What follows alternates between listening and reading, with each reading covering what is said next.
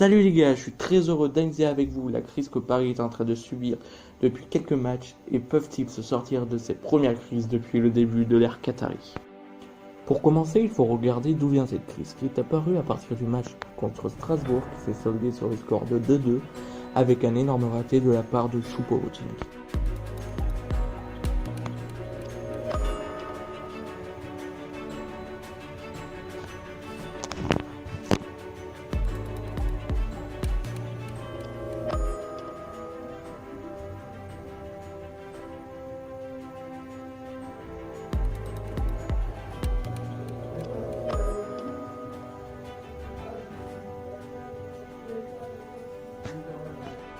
Avec une série noire au niveau des buts encaissés qui est de 10 buts sur les 3 derniers matchs, alors qu'il n'en avait encaissé que 16 sur les 28 premiers matchs.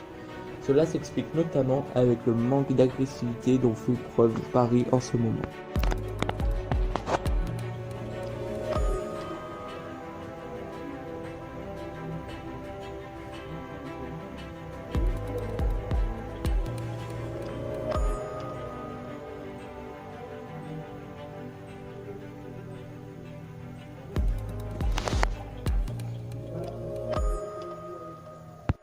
Il y a aussi le nombre de joueurs disponibles pour le match face à Nantes qui était de 16, suite au grand nombre de blessés, qui peut remettre en cause le travail du staff médical du Paris Saint-Germain et qui a notamment provoqué la colère de Thomas Tuchel.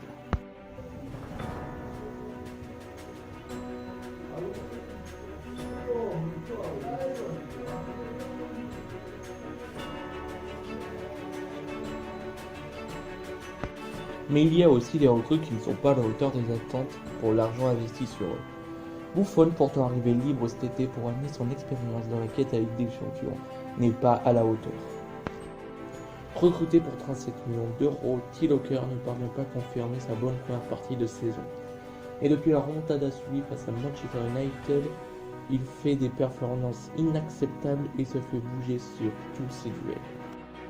Paredes qui ne montre aucun engagement sur ses duels et ne parvient pas à s'affirmer au milieu de terrain malgré des débuts prometteurs, est pourtant recruté pour 47 millions d'euros.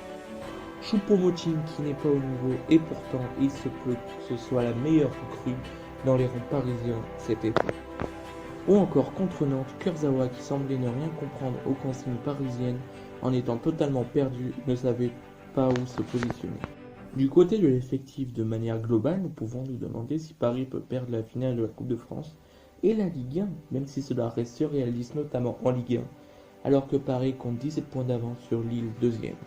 Alors même si nous pouvons remettre en question certains choix de Thomas Tuchel, notamment lorsqu'il décide de laisser certains joueurs au repos comme Mbappé face à Nantes, mais sans agressivité, aucune équipe ne peut gagner des matchs, surtout ce corner, là où ils ont perdu pratiquement tous leurs duels, ou encore en prenant 3 buts sur coup de pied arrêté sur les 2 derniers matchs.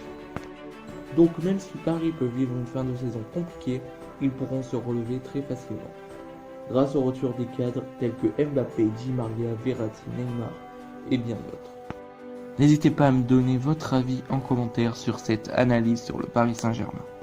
Merci d'avoir regardé cette vidéo, n'hésitez pas à laisser un pouce bleu, un commentaire si la vidéo vous a plu et à vous abonner pour suivre les prochaines vidéos sur la chaîne. Alors à très bientôt, bye tout le monde.